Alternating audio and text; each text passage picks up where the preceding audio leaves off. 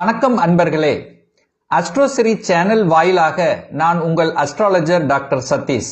மகர ராசி அன்பர்களே, இந்த மாசி மாதம் என்ன மாதிரியான பலனை தரும் அப்படின்னு பார்க்கும் பொழுது, உங்க ராசிநாதன் லக்னநாதனாக இருக்கக்கூடிய சனி பகவான் ஆட்சி பலம் மூல திரிகோண பலம் பெற்று குடும்பஸ்தானத்தில் அமர்ந்திருக்கார். உங்க ராசியை குரு பகவானுடைய பார்வை படுகிறது. அப்போ குரு என்பது ஒரு சுப கிரகம், கடவுளினுடைய அனுகிரகத்துக்கு சொந்தக்காரரான அந்த குரு பகவான் உங்க ராசியை பார்ப்பது ஒரு நல்ல தன்மையை தரும். அப்போ இதுவரைக்கும் கடந்த சில வருடங்களாகவே மனதில் சில குழப்பங்கள் இருந்து கொண்டிருந்தது. ஒரு தெளிவான ஒரு ரூட் கிடைக்காத மாதிரி இருந்த விஷயங்கள் அத்தனையும் இந்த மாசி மாதத்திலிருந்து மாறப்போகிறது. தன்னம்பிக்கை கொடுக்கக்கூடிய அம்சம் இந்த மாதம் உங்களுக்கு சிறப்பை பெறும் அப்படின்னு சொல்லுவேன். அப்ப ராசிநாதன் நல்லா இருந்துட்டாலே எல்லா விதத்திலும் தீர்வு கொடுக்கக்கூடிய அம்சத்தை உருவாக்கிவிடும். ஆனா இரண்டாம் இடம், அதாவது குடும்பஸ்தானம், தனஸ்தானம், வாக்குஸ்தானத்துல பாத்தீங்கன்னா புதனும் சூரியனும் இணைவு பெற்றிருக்கார். இந்த புதனுங்கிறது யாருன்னா உங்களுக்கு ஆறுக்குரியவன், கடன் நோய் எதிர்ப்பு பகையை தரக்கூடியவன். 8 என்பது ஒரு வலி வேதனை தரக்கூடிய அந்த 6ஆம் அதிபதி 8ஆம் அதிபதி குடும்பஸ்தானத்தில் இருக்கிறதுனால குடும்பத்தில் சில கருத்து வேற்றுமைகள் வருவதற்கான வாய்ப்புகள் தென்படுகிறது. ஆனால் 2ஆம் அதிபதி வலுப்பெற்றுதான் இருக்கார். அதுல எந்த மாற்று கருத்து இல்லை. குடும்பம் நன்றாக இருக்க போகிறது, தனத்தை கொடுக்க போகிறது, எல்லாமே ஓகே.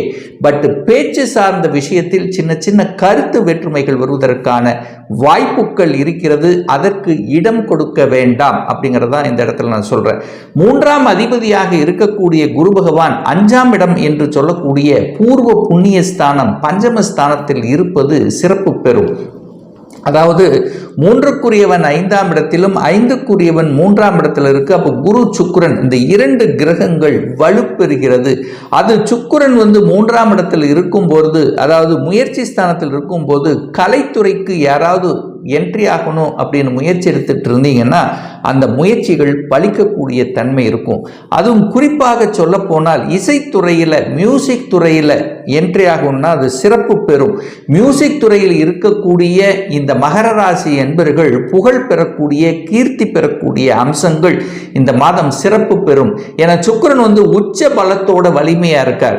இந்த மகர ராசி என்பர்களுக்கு ராஜ யோகத்தை தரக்கூடிய ஒரு கிரகம் அப்படின்னா அது சுக்கிர பகவானை சொல்லணும். அந்த சுக்கிரன் உச்ச பலமாக இருக்கக்கூடிய இந்த மாதத்தில் கலைத்துறை சார்ந்த விஷயங்கள், அழகு சம்பந்தப்பட்ட விஷயத்தில் இருக்கின்றவர்களுக்கு ஒரு நல்ல முன்னேற்றத்தை தரக்கூடிய ஒரு அற்புதமான ஒரு மாதம். அப்போ நிறைய பேர் பார்த்தீங்கன்னா இந்த மகர ராசி என்பர்கள் டிராவல் செய்யக்கூடிய தன்மையை ஏற்படுத்தும். அதாவது சிறுதூர பிரயாணங்கள் ஏற்படக்கூடிய தன்மை உங்களுடைய தொழில் ரீதியாக அல்லது பார்த்தீங்கன்னா வேலை ரீதியாக ஒரு பிரயாணம் போகக்கூடிய அம்சம் இருக்கும். அது ராகு அந்த இடத்துல இருக்கிறதுனால வெளிநாட்டுக்கு போகக்கூடிய அமைப்பு, வேற என்ன சொல்றது, வேற நாட்டுக்கும் அல்லது மாநிலத்துக்கு சென்று வரக்கூடிய அந்த தன்மை என்பது இந்த மாதம் உங்களுக்கு சிறப்பு பெறுகிறது அப்படின்னு சொல்லுவேன். 4ஆம் அதிபதியாக இருக்கக்கூடிய செவ்வாய் பகவான் 6ஆம் இடத்துல இருக்கார். 4ஆம் அதிபதி யாரு? 4ங்கிறது தாயை குறிக்கக்கூடியவன், போய் 6ல் இருக்கிறதுனால தாயினுடைய உடல்நலத்தில் மட்டும் கொஞ்சம் கவனம், எச்சரிக்கையோடு எடுத்துக்கொள்வது சிறப்பு அப்படிங்கிறத எடுத்துக்கிறேன்.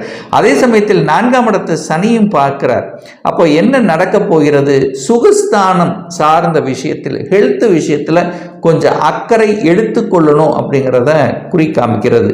ஸோ ஒரு வீடு வாங்குவதற்கு லோன் கிடைக்குமா அப்படின்னு கேட்டிங்கன்னா நிச்சயமாக கிடைக்கும். 4க்குரியவன் 6ஆம் இடம் என்கின்ற கடனுங்கிற இடத்துல இருக்கின்ற காரணத்தாலும், அதே சமயத்தில் சுக்கிரன் வீட்டுக்கு காரக கிரகம் என்று சொல்லக்கூடிய சுக்கிரன் முயற்சி ஸ்தானத்தில் இருக்கிறதுனால நிச்சயமா நீங்க வீடு கட்டணும் அல்லது வீடு வாங்கணும் என்கின்ற முயற்சியோடு எடுக்கக்கூடிய அத்துணை மகர ராசி என்பர்களுக்கு நல்ல பலன் கொடுக்கக்கூடிய அமைப்பு இந்த மாதம் உங்களுக்கு சிறப்பு பெறும் அப்படின்னு நம்ம சொல்லலாம்.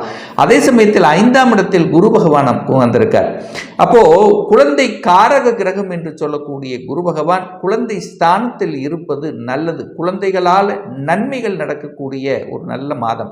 குழந்தைகள் உங்கள் பேச்சு கேட்கல, குழந்தைகள் தான் சொல்வது சரியாக இல்லை, குழந்தைக்கு சில உடல்நல தொந்தரவுகள், இந்த மாதிரி குழந்தை சார்ந்த விஷயத்தில் இருந்து வந்த பிரச்சனைகளை தீர்க்கக்கூடிய ஒரு நல்ல மாதம். குழந்தைக்கு தேவையான பொருள்களை வாங்கி மகிழ்வதும் குழந்தைகளினுடைய ஆசைகளை நிறைவேற்றக்கூடிய ஒரு நல்ல மாதமாக அமைகிறது. அதே சமயத்தில் குழந்தைகளினுடைய படிப்பு சார்ந்த விஷயம் பிரமாதமாக இருக்க போகிறது. வாக்குஸ்தானத்தில் தான் புதன் உட்கார்ந்திருக்கார். குரு பகவான் 5ஆம் இடத்திலிருந்து உங்கள் ராசியை பார்த்து கொண்டு இருக்கிறதுனால இந்த படிப்பு நல்லா வரும். படிப்பு என்ன படிக்கணும்னு ஆசைப்படுறீங்களோ அந்த ஆசைகளை நிறைவேற்றக்கூடிய தன்மை, நல்ல மார்க் வாங்கணும் அப்படிங்கிற கடினமான உழைப்பு என்பது இந்த மாதம் நிச்சயமாக உங்களுக்கு உழைப்பு நல்ல போடுவீங்க. நல்ல மார்க் வாங்கக்கூடிய தன்மை இந்த காலகட்டம் உங்களுக்கு சிறப்பு பெறும் அப்படின்னு சொல்லுவேன்.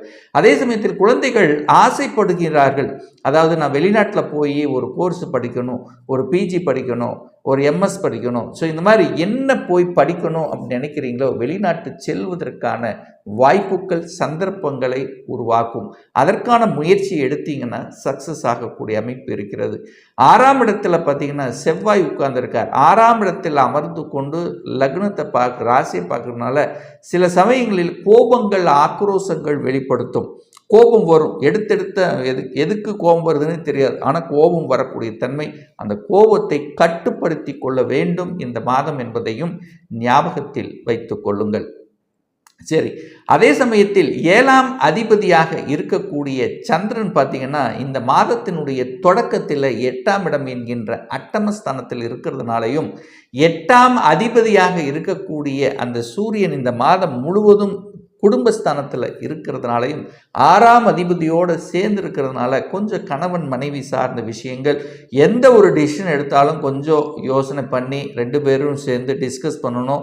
சில கருத்து வேறுபாடுகள் வருவதற்கான வாய்ப்புகள், 3ஆம் நபர்களுடைய குறுக்கீடுகள் உங்கள் குடும்பத்துக்கு வராமல் பார்த்து கொள்வதும் நல்லது. அதே சமயத்தில் பார்த்தீங்கன்னா தந்தையினுடைய ஹெல்த் விஷயத்திலும் கொஞ்சம் கவனத்தோடு எடுத்துக்கணும். 8ஆம் அதிபதி 8 சூரியன், அது புதனோட 6ஆம் இடத்து அதிபதியோடு சேர்ந்து சனியோடு இருக்கிறதுனால சில கால் வலிகள் மூட்டு வலிகள் வருவதற்காகவும், அதே சமயத்தில் பொதுவாக ஹெல்த்தை கொஞ்சம் அக்கறை எடுத்துக்கொள்ளணும். அப்பாவுடைய ஹெல்த்தை கொஞ்சம் பார்த்துக்கணும், அவரை மனசு வருத்தப்படாமல் பார்த்து கொள்ளணும் அப்படிங்கிறத மனசில் பதிய வைத்துக் கொள்ளுங்கள். பாக்கியஸ்தானத்தை குரு பார்க்கறது ஒரு நல்ல அமைப்பு, ஒரு நல்ல பாக்கியம் கிடைக்க வேண்டிய அமைப்பு. என்ன, குழந்தை பாக்கியக்காக ஏங்கி கொண்டிருந்தவர்கள் அதுக்கான முயற்சியில் இறங்கினீங்கன்னா சக்சஸ் கொடுக்கக்கூடிய அமைப்பு. ஸோ குழந்தை பாக்கியம் நல்லா இருக்கு. அதே சமயத்தில் பார்த்தீங்கன்னா அங்கே கேது இருக்கார், ஞானக்காரகனான கேது பாக்கியஸ்தானத்தில் உட்கார்ந்துருக்கார்.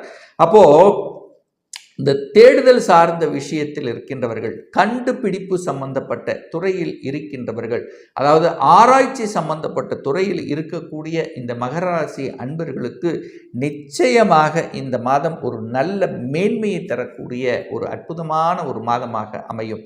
தொழில் ரீதியாக பார்க்கும்போது 10ஆம் இடத்தை பார்க்கணும். இந்த 10ஆம் அதிபதி போய் உச்ச பலத்தோட வலிமையாக இருக்கார். தொழில் செட்டில் ஆவீங்க. ஒரு நல்ல தொழில், கடந்த இந்த 7.5 சனி காலத்தில் பார்த்தீங்கன்னா தொழில் நன்றாக வரல, தொழிலில் ஒரு சின்ன பிரச்சனையாக இருக்குது, போட்ட முதலீடு எடுக்கலை, அது கொஞ்சம் கஷ்டப்பட்டுத்தான் இருக்கிறவங்கெல்லாம் இந்த மாசி மாதத்திலிருந்து இன்னொரு மாதத்தில் பார்த்தீங்கன்னா உங்களுக்கு 7.5 சனி முடிவடைகிறது. அப்போ விடுதலை பெறப்போகிறீர்கள். அழுத்தம், ப்ரெஷர் எல்லாம் மறையப் போகிறது. உங்கள் மனசில் உங்கள் எதிலையாவது இருந்த இருட்டுத்தன்மை, ஒரு நெகட்டிவ் தன்மை எல்லாம் விலகி சுறுசுறுப்போட தன்னம்பிக்கையோட இழந்ததை மீட்டு இருக்கக்கூடிய, இழந்ததை எதெல்லாம் இழந்தீர்களோ கடந்த 5 வருடங்களாக அதை எல்லாமே மீட்டக்கூடிய தன்மை, அது ஒரு புது பொலிவுடன் நடக்கக்கூடிய தன்மைங்கிறது இந்த மார்ச்சுக்கு அப்புறமே உங்களுக்கு அமையப்போகுதுன்னு சொல்லலாம். அப்போது இந்த மாதம் பார்த்தீங்கன்னா வேலை இல்லாதவருக்கு வேலை கிடைக்கக்கூடிய தன்மை, வேலையில் ப்ரொமோஷன், அடிஷ்னல் ரெஸ்பான்சிபிலிட்டி, உயர் பதவிக்கு செல்லக்கூடிய தன்மைகள் இதெல்லாம் நல்லா இருக்கு. அது குறிப்பாக சொல்லப்போனால் ஒரு நல்ல பாக்கியம் கிடைக்கப் போகிறது. இந்த தகவல் தொடர்பு துறை, கம்ப்யூட்டர் சம்பந்தப்பட்ட துறையில் 5க்குரியவன் 5ஆம் இடத்தில் இருக்கக்கூடிய குரு பகவான் 11ஆம் இடத்தை பார்க்குறார். லாபஸ்தானத்தை பார்க்கறது நல்ல அமைப்பு. கடவுளினுடைய அனுகிரகம்ங்கிறது இருக்கு. குலதெய்வ வழிபாடு ரொம்ப ரொம்ப முக்கியம் அப்படிங்கிறது ஞாபகத்தில் வைத்துக் கொள்ளுங்கள். ஸோ லாபம் இந்த மாதம் நீங்கள் எதிர்பார்த்த லாபம் கிடைக்கும், தனவரவு கிடைக்கும், பொருளாதாரம் கிடைக்கும், அதில் மாற்று கருத்து இல்லை. ஆனால் குடும்ப விஷயத்தில் மட்டும் கொஞ்சம் எச்சரிக்கையோடு இருக்கணும் இந்த மாதம் அப்படிங்கிறத ஞாபகத்தை வச்சுக்கோங்க. ஒரு நல்ல தெய்வ வழிபாடு இந்த மகர ராசி அன்பர்களுக்கு 14ஆம் தேதி மாசி மாதம் 14/26/2025 அன்று மகா சிவராத்திரி வருகிறது. ஸோ அன்றைய தினம் சிவபெருமானை சென்று வழிபடும் போது நிச்சயமாக உங்கள் மனதில் இருந்து வந்த குழப்பங்கள், தந்தை வர்க்கம் ரீதியாக இருந்த பிரச்சனைகளுக்கெல்லாம் நிச்சயமாக முற்றுப்புள்ளி வைக்கும். சிவராத்திரி அன்றைக்கு விரதம் இருந்து வழிபடுவது மேன்மையை தரும். என்ன தோஷம் இருக்குது, என்னென்ன தடைகள் இருக்கும் அத்தனை விலகுங்கிறதுல எந்தவித மாற்று கருத்தும் கிடையாது.